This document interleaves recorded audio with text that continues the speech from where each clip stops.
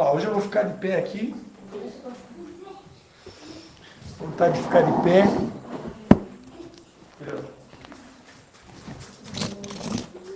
Quero tentar ser breve, como semana passada.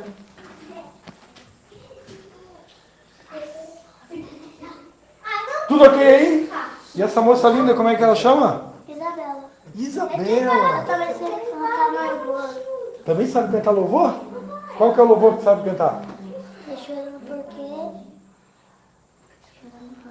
Olha, vamos ensaiar essa aí para tocar semana que vem. Tá chorando porque se você tem um Deus A música que cuidar de você. Não pode te mandar a música que meu Deus mandou. Tá bom. Como é que é? Vamos sair então para a próxima, querida, está falando. Tá bom? Qual que é a música? Meu Meu Deus é grandão. Tem que passar. E a Juliana manda no WhatsApp depois da pastora Patti. E aí a gente ensaia para a semana que vem. Essa daí eu tá chorando por quê? Pessoal, vamos lá então rapidinho, se vocês quiserem abrir Bíblia, quem trouxe Bíblia. Quem não trouxe não tem problema, porque eu falo alto, minha voz não precisa nem de microfone. João 3, Evangelho de João, capítulo 3.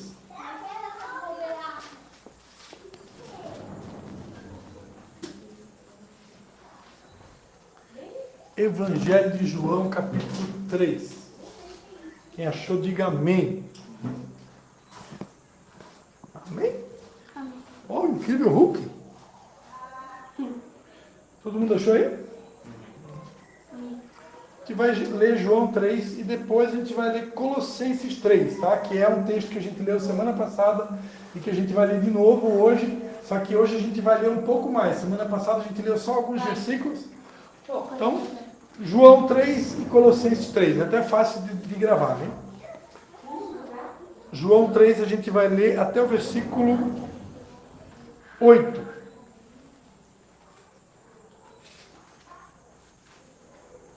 Ok? Então diz assim: havia entre os fariseus um homem chamado Nicodemos, um dos principais dos judeus. Este foi ter de noite com Jesus e disse: Rabi, sabemos que és mestre, vindo de Deus, pois ninguém pode fazer estes sinais miraculosos que tu fazes, se Deus não fosse com ele. Jesus respondeu: em verdade te digo, que quem não nascer de novo, não pode ver o reino de Deus. Perguntou-lhe Nicodemos: como pode um homem nascer sendo velho? Poderá voltar ao ventre da sua mãe e nascer?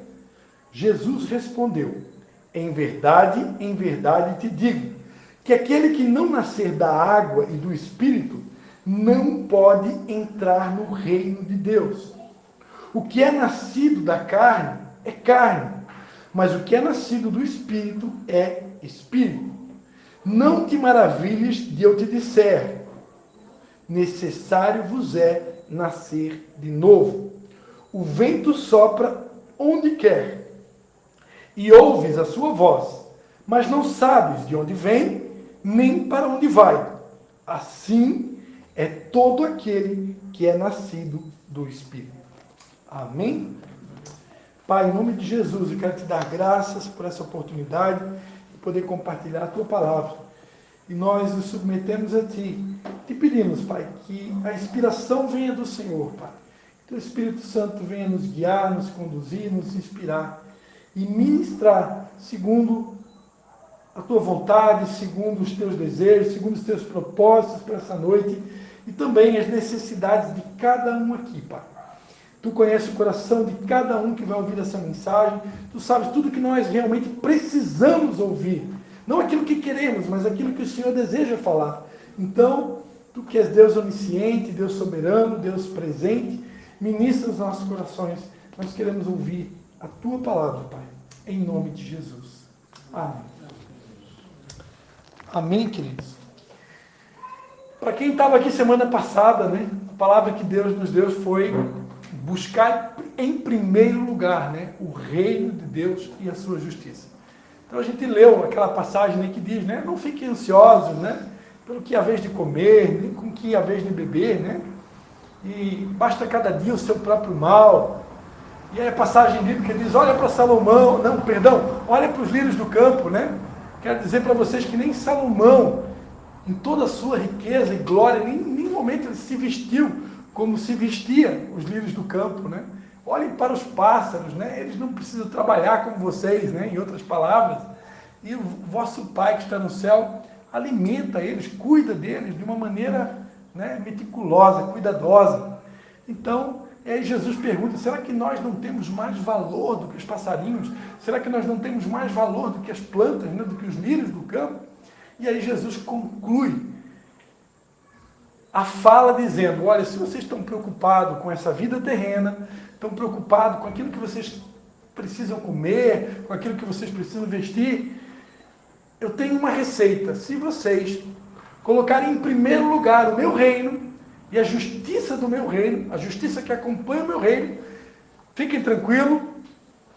Quando botar a cabeça para dormir no travesseiro, fiquem em paz, tenham o sono do justo, né? Em paz me deitarei, em paz dormirei. E vocês vão dormir tranquilos, vão acordar em paz. Eu tenho uma paz que excede todo entendimento, na verdade, para entregar para vocês. Mas essa paz que excede todo entendimento, essa tranquilidade, ela é mediante uma condição. Ela é mediante uma atitude. E que atitude é essa? Priorizar o reino. Buscai em primeiro lugar o reino. E aqui, semana passada, a gente tratou de algumas coisas que estão ligadas a esse reino. Priorizar o reino. Eu tenho falado muito também, nos últimos dias eu tenho ministrado muito sobre família.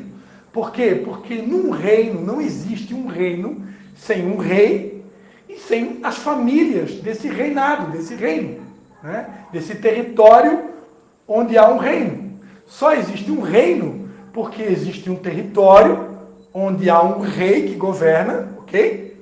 E nesse reinado existem súditos, existem famílias que estão submetidas ou subjugadas a este rei. No caso aqui, nós estamos falando do reino de Deus, onde Jesus Cristo é o Rei dos reis e Senhor dos senhores, onde Jesus Cristo é o Senhor de toda a terra. Né? A palavra de Deus diz no Salmo de número 24, não precisa abrir, eu vou ler só rapidinho aqui, né? Salmo de número 24 diz assim, do Senhor é a terra e a sua plenitude, o mundo e todos os que nele habitam, pois ele afundou sobre os mares e afirmou sobre as águas. Né? Quem subirá ao monte do Senhor? Quem estará no seu lugar santo? Aquele que é limpo de mãos e puro de coração, e não se entrega a sua alma à vaidade e nem jura enganosamente. Né? Mas enfim, do Senhor é a terra e a sua plenitude, o mundo e todos os que nele habitam. Então, Jesus é esse Senhor, que ele é o Senhor de toda a terra. Ele tem o domínio sobre a plenitude de tudo que há no mundo e todos que habitam no mundo. Por quê? Porque ele é fundo que criou todas as coisas. Né? Falei para vocês que a gente ia ler Colossenses. Em Colossenses, capítulo de número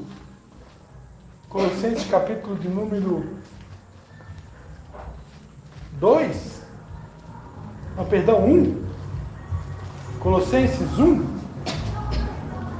versículo 15, né? Colossenses 1, 15, é um texto que está falando de Jesus Cristo. Colossenses 1, 15, diz que ele é a imagem do Deus invisível, o primogênito de toda a criação, pois nele foram criadas todas as coisas que há nos céus e na terra, visíveis e invisíveis, sejam tronos, sejam dominações, sejam principados, sejam potestades, tudo foi criado por ele e para ele. Ele é antes de todas as coisas, e todas as coisas subsistem por ele. E ele é a cabeça do corpo, a igreja. É o princípio, o primogênito dentre os mortos, para que em tudo tenha a preeminência. né? Pois foi do agrado do Pai que toda a plenitude nele habitasse, e que, havendo por ele feito a paz pelo sangue da sua cruz, por meio dele reconciliasse consigo mesmo todas as coisas, tanto que estão na terra como as que estão no céu. Amém, queridos? Amém. Eu tenho dito, né? Eu estou dando aula numa escola na igreja dos meus pais, em Canelinha, escola chamada Escola de Líderes, né? E em nome de Jesus eu profetizo que vocês todos estudarão no futuro. E eu tenho dito para os alunos, né, que Jesus Cristo, ele é o principal personagem da Bíblia. Jesus Cristo é o personagem principal da Bíblia. Desde Gênesis a Apocalipse, tudo aponta para Jesus. Jesus, ele é o alfa e o ômega, né? A primeira e a última letra do alfabeto grego. Ou seja, Jesus é o início e o fim. Jesus é o começo de tudo. Tudo foi criado por ele e para ele. Ele é o Rei dos Reis, o Senhor de toda a terra. Ele é o Rei do reino. Né? A Bíblia diz que ao Pai, aprove ao Pai, o Pai nosso que está no céu, o Pai que Jesus ensinou a gente a orar, né? Como sendo o nosso Pai. E a Bíblia diz que o Pai, agradou o Pai entregar a ele o reino.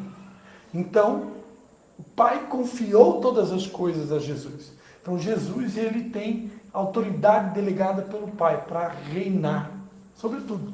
E a Bíblia diz, em Apocalipse, que vai haver um período aqui na Terra chamado milênio, onde ele, Jesus, vai reinar aqui na Terra conosco, com a sua igreja, durante um período de 1000 anos, onde Satanás vai ser preso e nós vamos reinar com Cristo e nós vamos poder, prática, né?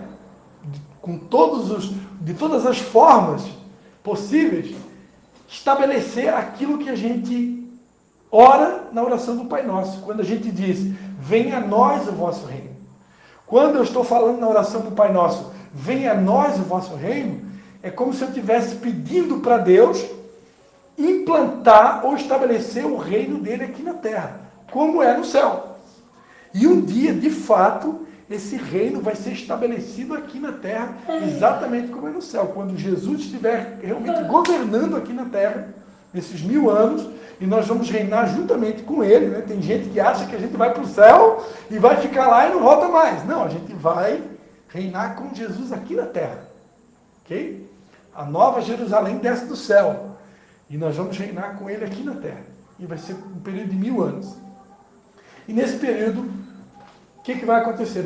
O reino de Deus vai ser totalmente implantado aqui. Não vai ter para ninguém.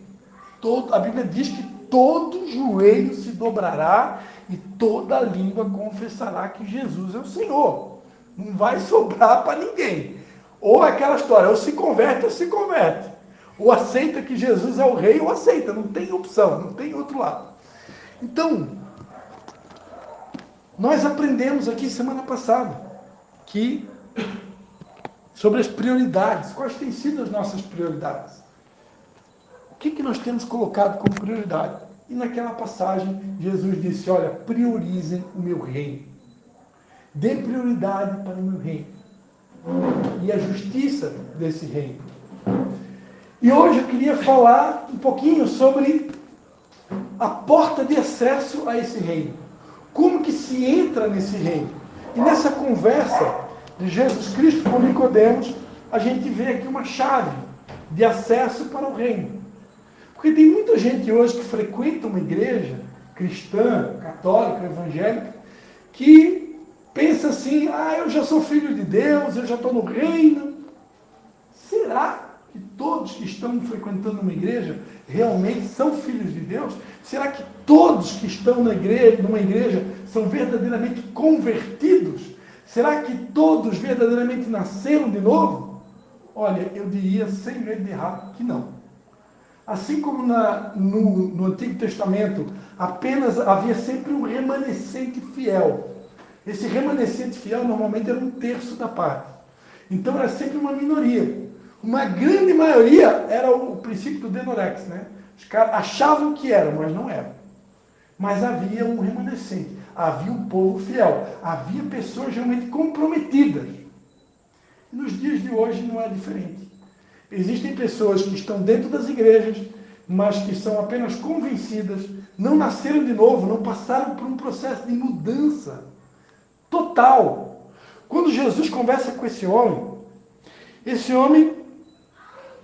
ele vem com uma conversa, mestre, né? Sabemos que você é o mestre, né? Porque ninguém poderia fazer os sinais miraculosos que o Senhor faz se Deus não estivesse com você.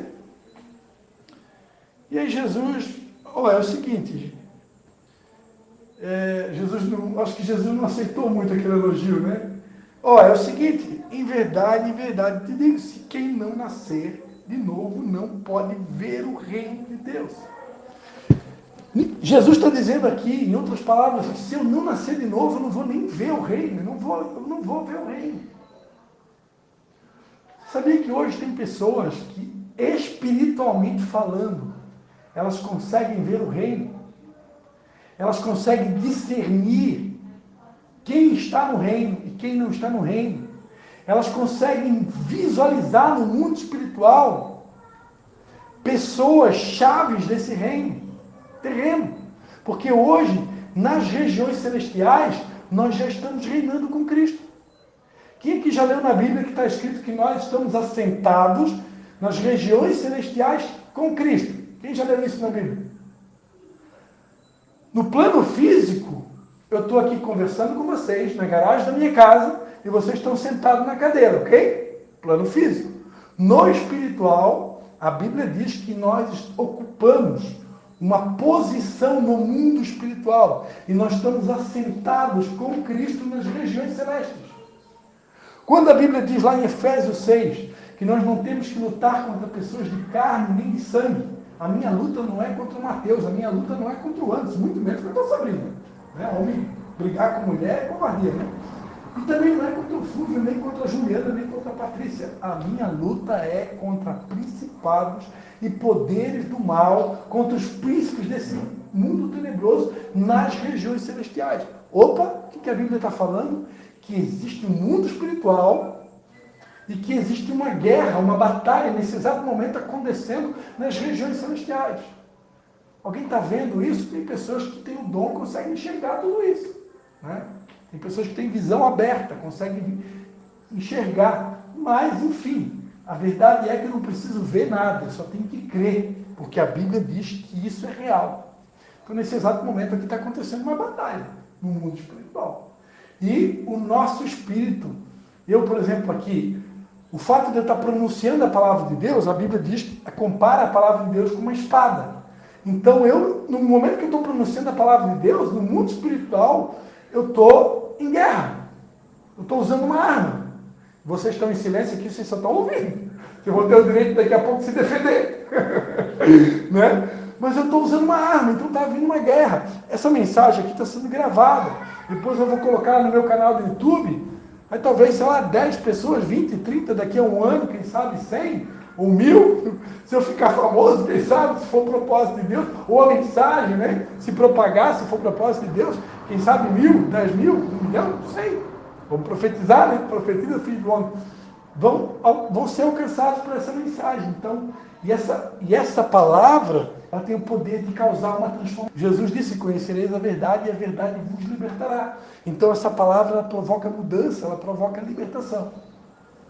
Mas, enfim, não fugindo muito aqui ao foco, Jesus está dizendo para esse homem chamado Nicodemos, esse mestre da lei, esse cara que era um cara que conhecia da Bíblia, conhecia da Torá, conhecia do Pentateuco, conhecia de lei, conhecia dos profetas. E Jesus diz: olha, o seguinte, Nicodemos, não tem conversa. Se você quiser só ver o reino, não é nem entrar no reino, é condição para ver, para dar uma olhadinha e dar um check-up no reino. Condição inicial, tem que nascer de novo. E aí, a conversa continua, né? Nicodemos, ele faz uma pergunta: por acaso um homem pode nascer sendo velho? Poderá voltar ao ventre da sua mãe e nascer de novo? Eu não sei se ele quis dar uma de João sem braço. Como assim? Eu não entendi direito o que tu está falando, Jesus. Né? Ou se realmente ele foi sincero. Não, me explica melhor. eu estou começando a entender o que o Senhor está querendo falar, né? Que você está querendo falar. Jesus não era nem o Senhor, né? Ele tinha 30 e alguma coisa anos, né? O ministério dele ali começou entre os 30, foi até os 33 e meio, então foi o tempo do ministério de Jesus. Então imagina aqui um Jesus com 30 anos, né? Aqui João 3 é bem no comecinho do Evangelho, então com certeza é bem no começo, quando tem a primeira purificação do templo, então é bem no começo já do ministério de Jesus. Então imagina, conversar com um jovem de 30 anos. Né? Tem alguém com 30 anos aqui? Mateus nem chegou nos 30 ainda, né? O Anderson também não chegou nos 30 ainda. Quantos, Mateus? 21, meu Deus. Anderson? 27, ó, o Anderson está chegando perto. Então imagina, olha para o Anderson ali, você tem uma noção, né? Um mestre da lei conversando com o Anderson, né? E aí, vamos crer que ele foi sincero. Não, me explica melhor, né? Então Jesus disse, olha, em verdade te digo, que aquele que não nascer da água e do Espírito não pode entrar no reino do céu. Então, Jesus aqui, eu quero crer que Jesus estava falando sobre um batismo de água, né? Um batismo que João Batista pregou, né? Que era um batismo para arrependimento, onde as pessoas eram submergidas na água. A palavra batismo vem da palavra grega, significa batismo, vem de uma palavra grega chamada baptizo, que significa imergir em águas. Por isso que uma grande parte dos cristãos, né, sobretudo os batistas, né, que tem o nome batistas porque batizam em água, acreditam, né, que o batismo que mais faz sentido, não é o único batismo, existem outros tipos de batismo, mas o batismo que mais faz sentido é o batismo por imersão, porque ele tem um simbolismo. Quando a pessoa desce nas águas, é como se ela estivesse sepultando o velho homem e está surgindo daquelas águas uma nova pessoa.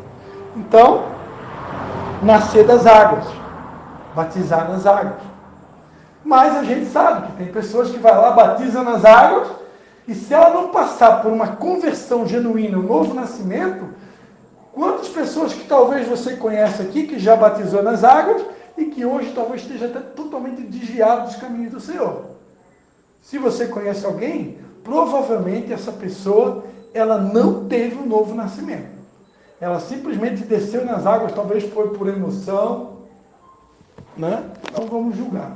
Mas Jesus está falando aqui de um nascer das águas. Mas Jesus disse que além do nascer das águas, tem um outro nascimento que é o nascer do Espírito. Jesus está falando aqui de uma regeneração do Espírito.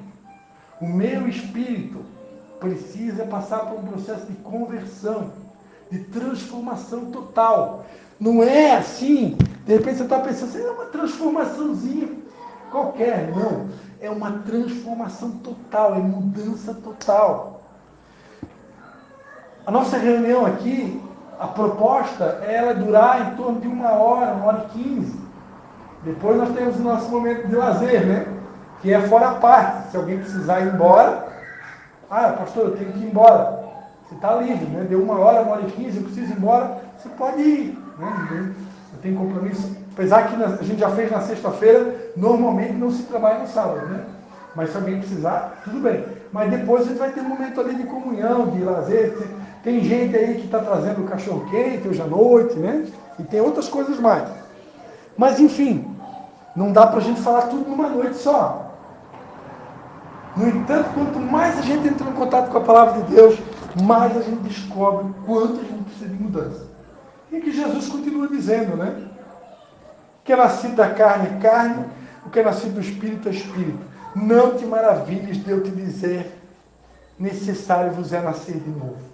E quando Jesus vai dizer, o vento sopra onde quer e ouves a sua voz, mas não sabe de onde vem nem para onde vai. Assim é todo aquele que é nascido do Espírito. Pastor Cristo, o que significa isso?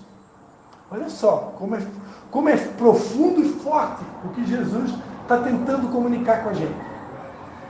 Jesus disse que o vento, ele sopra aonde quer. E você ouve a voz dele. Quem é que já viu o barulho do vento?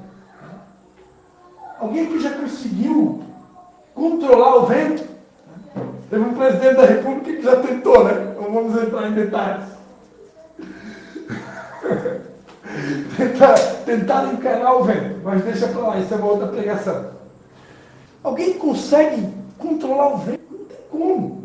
O vento, ele está soprando numa direção, daqui a pouco ele decide soprar na outra, e de repente na outra, se for um tufão, então, né? Quem é que já viu um tufão, né? Um redemoinho de ar, né? É uma coisa totalmente descontrolada, você não tem como controlar aquilo. É uma coisa louca. Então Jesus está dizendo que assim é todo aquele que é nascido do Espírito. O que Jesus está querendo dizer com isso? Jesus está querendo dizer que uma pessoa que nasceu de novo é alguém que ela está tão rendida nas mãos de Deus, ela está tão entregue nas mãos de Deus, ela está tão subjugada. Lembra que a gente começou a célula, né? O Espírito Santo controlando tudo, né? Com o apóstolo Paulo dizendo que eu esmurro o meu corpo, eu subjugo o meu corpo, eu reduzo o meu corpo à servidão. Eu faço o meu corpo, a minha carne, eu faço dela um servo de Deus, totalmente rendido a Deus, para que eu mesmo pregando não venha a ser reprovado. Ou seja, Paulo era alguém que ele estava totalmente rendido, ele não pertencia mais a ele. Ele tinha um dono. E quem era o dono dele? O rei Jesus. Então Paulo ele não tinha mais vida, a vida dele era fazer a vontade do rei. Por quê? Porque ele estava totalmente rendido. Olha, eu esmurro a minha carne, eu dou porrada, eu dou soco aqui. Ô carne, tá com vontade de pecar? Baixa a bola aí. Olha para onde é que tu está querendo olhar hoje. Olha o teu tom de voz. Olha como que tu falou com a tua esposa antes de vir para a célula. Eu vi que tu foi meio grosso lá na tua casa. Então eu dou porrada na minha carne. Ó, mansidão, humildade, temperança, domínio próprio. Calma, baixa a bola aí. Porrada. Entendeu? Eu esmurro minha carne, para que eu não venha a ser reprovado. Então Paulo era alguém que ele dava porrada na carne dele para ele ficar na linha e não sair do propósito. Então, a pessoa que é nascida de novo é como esse vento que eu não sei de onde vem nem para onde vai. Ou seja, eu sou uma pessoa tão rendida em Deus que eu não pertenço mais a mim. Assim como o vento, eu não sei onde é que ele vai soprar, a direção que ele vai, assim eu não sei o meu amanhã. A Bíblia diz em Tiago, né? Tiago, não precisa abrir, tá? Vou ler bem rapidinho. Eu achei que ia pregar uma coisa e estou pregando outra, né? Que o Espírito Santo é que guia. Olha só, Tiago, capítulo 4. E agora, vós que dizeis, hoje ou amanhã, iremos a tal cidade, lá passaremos um ano, negociaremos e ganharemos. Ora, não sabeis o que acontecerá amanhã. O que é a vossa vida? É um vapor que aparece por um pouco e logo se desvanece. Em lugar disso, devias dizer, se o Senhor quiser, viveremos, faremos isso ou aquilo. Por que se o Senhor quiser? Porque se eu tenho um reino, lembra de priorizar o reino? Venha a nós o vosso reino. Se eu tenho um rei sobre mim, então eu não faço mais o que eu quero. Eu vou fazer o que ele quer. Se ele quiser. Então, eu estou planejando, acho que amanhã eu vou lá para a praia. Ficar uns 2 dias lá, volto só segunda de manhã. Se o Senhor quiser. Entendeu? Não é mais assim, eu vou fazer. É se o Senhor quiser. Uma pessoa que é nascida de novo, ela é como o vento.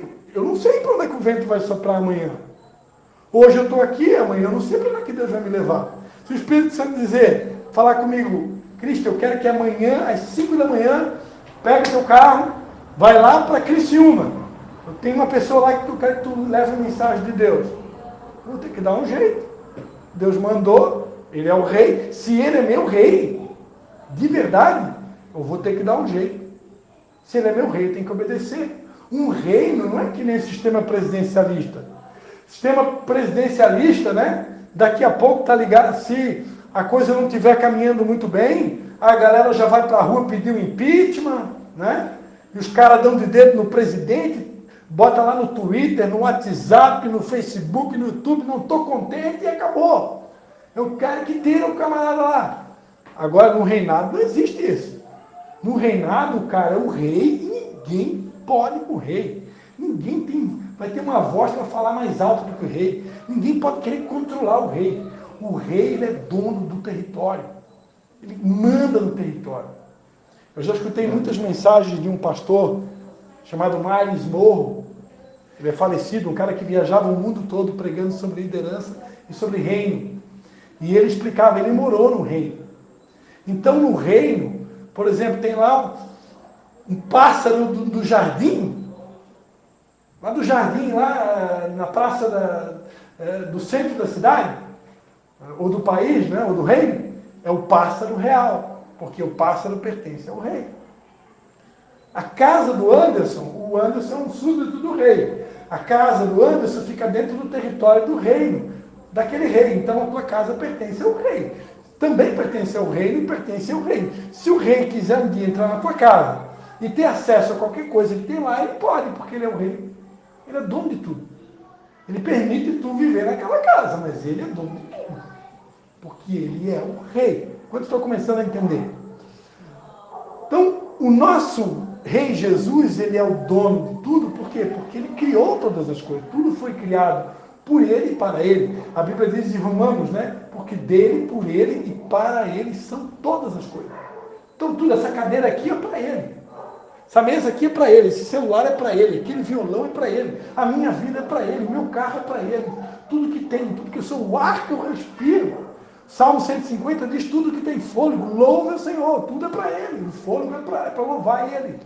O fôlego é para glorificar ele. O meu corpo é para servir ele. Então, se isso ainda não é uma realidade na minha vida, então eu tenho que passar por um processo de transformação. Aí, para encerrar essa palavra, para não ficar muito longa, que já extrapolou tudo a minha programação aqui, eu só queria dar algumas pinceladas aqui de alguns processos que eu preciso estar disposto a passar para, de fato, viver esse novo nascimento, essa transformação, essa mudança de identidade, que vai me realmente garantir o acesso a esse reino. Olha só, semana passada a gente leu Colossenses 3. Eu quero ler novamente Colossenses 3. Eu vou ler alguns versículos aqui, eu vou comentar e depois vou passar a bola para vocês, ok?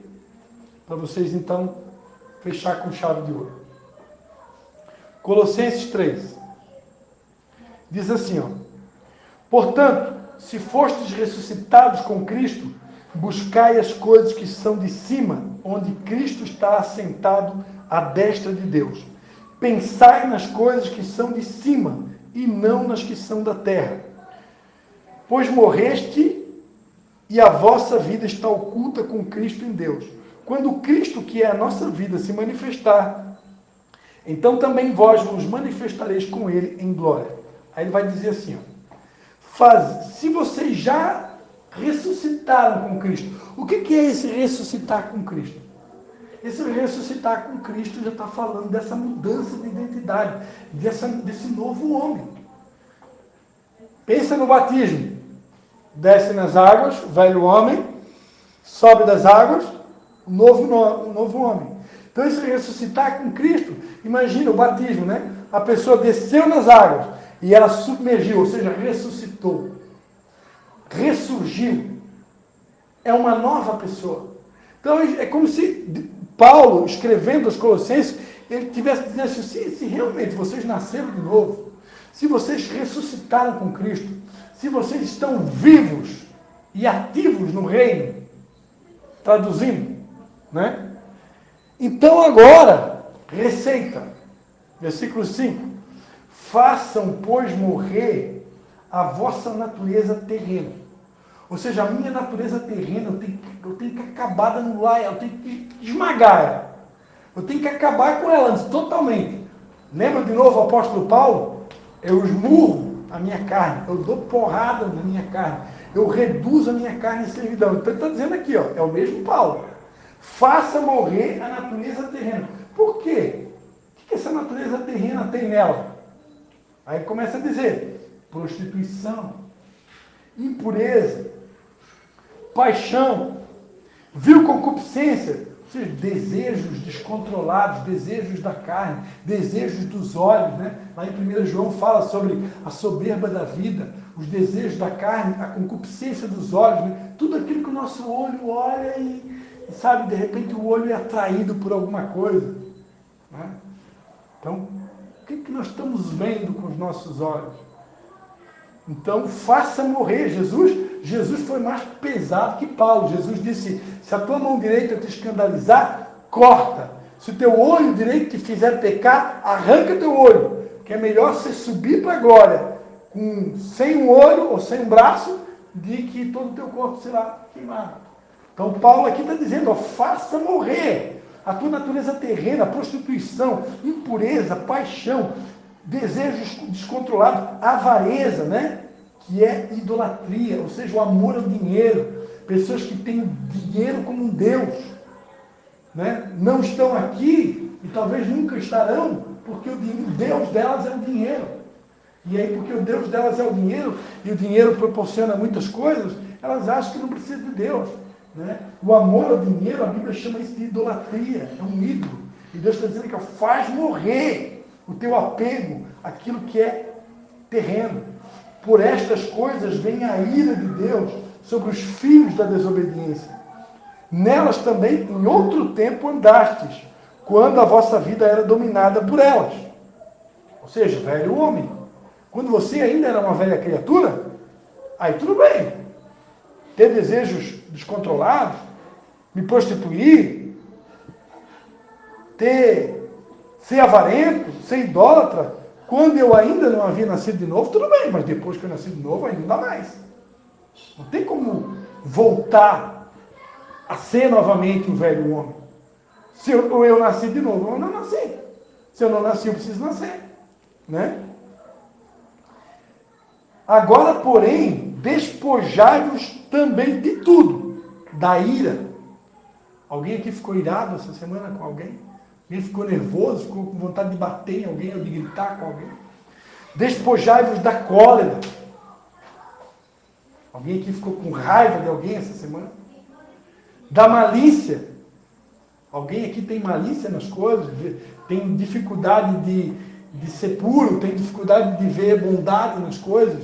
Tem alguém aqui que vê maldade em tudo? Que não consegue mais acreditar no ser humano, que não consegue mais acreditar que ainda existam pessoas puras, que ainda existam pessoas que ainda há esperança para esse mundo? Tem gente que não consegue mais enxergar assim. Tem pessoas que vêem maldade em tudo.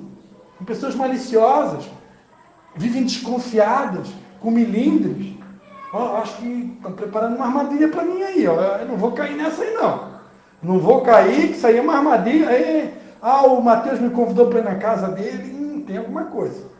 Tem alguma coisa, não pode. Ele nunca me convidou, porque agora está me convidando. Né? Tem alguma coisa.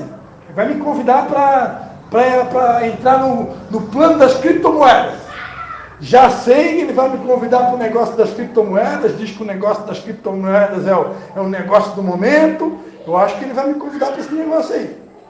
Ou deve ser um negócio aí de pirâmide, porque quando o ser humano desespera, ele vai para esse negócio. Da maledicência. Tem gente que tem maledicência, tem gente que é fofoqueiro, tem gente que só sabe usar a boca para ferir, para machucar. Das palavras torpes da sua boca, despojai. Ele está dizendo aqui, olha, tem que despojar da malícia, da maledicência. Palavra torpe. Palavra torpe não é só palavrão, não, querido. Palavra torpe, muitas vezes, é coisas que a gente promete e não cumpre. Palavra torpe, muitas vezes, é usar a nossa boca para magoar pessoas. Palavra torpe, muitas vezes, é falar coisas que a gente não deveria falar. Com a nossa boca, com as nossas palavras, nós machucamos as pessoas muito mais do que um soco. Palavras doem, machucam, ferem muito mais do que um soco. Ele está dizendo, despojai-vos das palavras torpes. Não mintais uns aos outros. Porque, homem, com seus feitos. Ou seja, se eu nasci de novo, se eu já sou uma nova criatura, isso é inadmissível. Mas se eu ainda, essas coisas ainda acontecem na minha vida, mesmo depois de estar frequentando uma igreja, mesmo depois de conhecer o Evangelho, significa que eu ainda não nasci de novo. Ou seja, eu estou precisando de um novo nascimento. Quantos estão entendendo? Pode ser até que eu nasci de novo em algum momento da minha vida, mas agora estou precisando de um novo nascimento. Porque eu voltei a práticas antigas que são inadmissíveis para alguém que nasceu de novo. E por quê? Porque vocês já vos vestiram do novo, que se renova para o conhecimento, segundo a imagem daquele que os criou. Aí ele vai dizer, aqui não há grego nem judeu, circuncisão nem incircuncisão, bárbaro, cita, servo ou livre, mas Cristo é tudo em todos. Portanto, como eleitos de Deus, santos e amados, revestivos, ó, o novo nascimento aí de novo, ó, revestivos, ou seja, coloca uma roupagem nova. É uma nova roupa, Anderson. Aquela roupa velha não dá mais. Eu tenho que botar vestes brancas. Lembra quando o filho pródigo voltou para casa do pai? Né? Anel no dedo, sapato no pé e vestes novas. Então, quando eu de fato volto para Deus, Deus me dá vestes novas. Então, ele vai dizer que revestivos, é uma roupa nova que eu tenho que usar agora. Que roupa é essa? Revestivos de compaixão. Então, eu vou deixar todo o pecado, vou deixar todo o lixo, vou deixar toda a sujeira, e agora vou botar uma roupa nova. Nessa roupa nova, eu tenho que ser uma pessoa cheia de compaixão. Quem é a pessoa cheia de compaixão? A pessoa que se compadece do outro, que é cheia de misericórdia, que é cheia de empatia, que se preocupa com a dor do outro, que se importa com a dor do outro, que ajuda a sanar a dor do outro. Ela é cheia de compaixão. Jesus, ele era movido de compaixão. Só isso? De benignidade. Seja uma pessoa benigna. Tem o prazer de fazer o bem. Uma pessoa bondosa. Uma pessoa cheia de bondade dentro dela.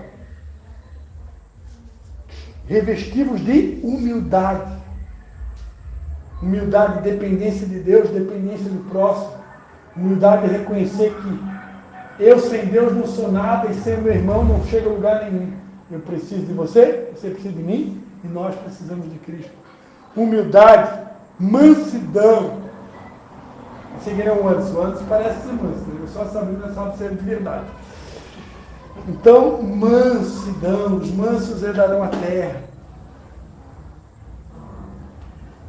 Longanimidade. Quem é uma pessoa longânima?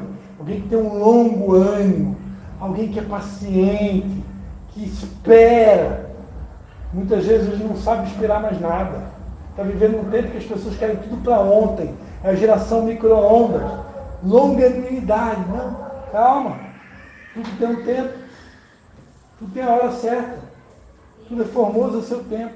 Não adianta querer botar a carroça na frente dos cavalos. Né? Não adianta querer antecipar o tempo. E ele continua. Suportai-vos uns aos outros. Perdoai-vos uns aos outros. Se alguém tiver queixa contra alguém, assim como o Senhor vos perdoou, assim perdoem vocês também. E sobre tudo isto, aí ele fala, sobre tudo isso que eu falei, sobre tudo isto, revestivos. Lembra da nova roupa? A roupa nova? Mais importante, ele está falando aqui, ó, sobre tudo isto. Ou seja, para encerrar, tá, pessoal? Mais importante do que tudo que eu falei. Revestivos, ou para fechar com chave de ouro, na verdade, né? Não tem mais importante aqui, tudo é mais importante. Sobre tudo isso, revestivos de amor, que é o vínculo da perfeição. Qual que é o vínculo? A tua Bíblia, Davi? Tá para lá. Levasse para lá. Tá para lá. Então, revistam-se de amor, que é o vínculo da perfeição. Então, veja, quantos começaram a entender o que é um processo de novo nascimento, né? É uma transformação, onde realmente é uma espécie de batismo, onde o meu velho homem, ele tem que ser esmurrado, e se ele tentar em algum momento querer aparecer ou entrar em cena, eu tenho que esmurrar ele, como disse Paulo, façam morrer. Ou seja, eu não posso aceitar. Se eu quiser ver o reino de Deus. É para começar a ver. Né? Para começar a ver o reino. Começar a ter noção do reino. Começar a entender melhor o reino. Eu tenho que matar esse cara aqui que está aqui. Ó. Esse Cristo aqui que está falando com vocês, talvez na próxima sexta-feira, ele precisa ser muito melhor do que ele é hoje. E na outra sexta-feira, melhor ainda. Porque a Bíblia diz que aquele que começou a boa obra vai ter que passar por um processo de aperfeiçoamento até a volta de Cristo. 1 Tessalonicenses 5, com essa palavra eu encerro. 1 Tessalonicenses 5, a palavra de Deus vai dizer: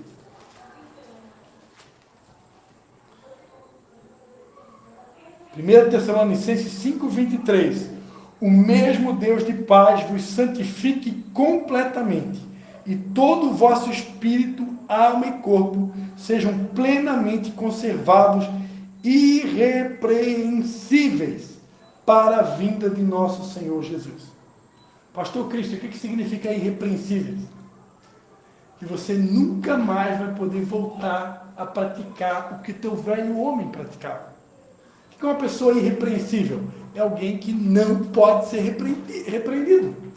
É alguém que não dá motivo para ninguém puxar a tua orelha. É alguém que não dá motivo para ser chamado a atenção pelo patrão, para ser chamado a atenção pela esposa, para ser chamado a atenção pelo colega de trabalho, pelo guarda de trânsito. Ele é irrepreensível, ele não dá motivo para ninguém puxar a orelha dele.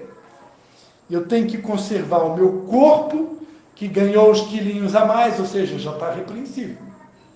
Se o meu corpo não está dentro daquilo que Deus espera, estou meio fora, estou repreensível. É corpo, alma e espírito. É uma transformação total, é uma lapidação. Para encerrar, é para você entender, Deus enxerga cada um de nós como diamante bruto. E Ele quer nos ver no dia do encontro com o nosso noivo Jesus. Uma pérola completamente lapidada. Deu para entender? Então, eu passo a bola para vocês aqui. Se alguém quiser complementar, acrescentar algo, se discorda de alguma coisa que eu falei, se quer acrescentar algo, se você enxerga de uma maneira um pouquinho diferente, como semana passada a gente teve aqui alguns exemplos, agora é a hora de vocês. Peço perdão se eu falei demais, hoje eu estava muito empolgado e eu precisava descarregar essa empolgação toda aí. Para comemorar a volta do Anderson, da Sabrina, do Matheus. Vamos lá, quem quer ser o primeiro? Eu não sei quanto a vocês, tá? Mas eu quero, antes de vocês falar, de dizer que essa palavra eu estou ministrando para mim mesmo, tá? Nesses dias eu tenho sido confrontado por Deus. E eu sinto da parte de Deus que Ele espera mudanças de atitudes, mudanças de comportamentos, de mim. Eu sinto que tem atitudes que eu tenho que mudar, gestos que eu tenho que mudar, comportamentos, hábitos que eu preciso mudar, E essa palavra, então, em primeiro lugar, eu estou pregando para mim. Tem um texto na Bíblia que ele é muito pouco pregado. Eu, particularmente, pouquíssimas vezes vi alguém pregando ele, É um texto que está em... Não precisa abrir, é bem rapidinho, vou ler aqui, 2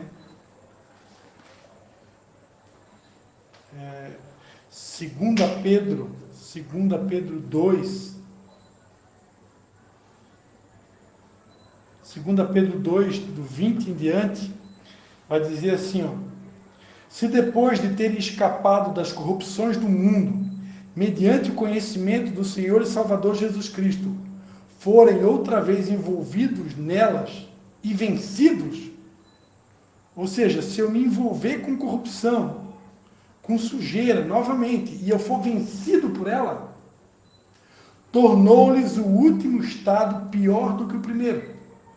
Melhor lhes fora não terem conhecido o caminho da justiça.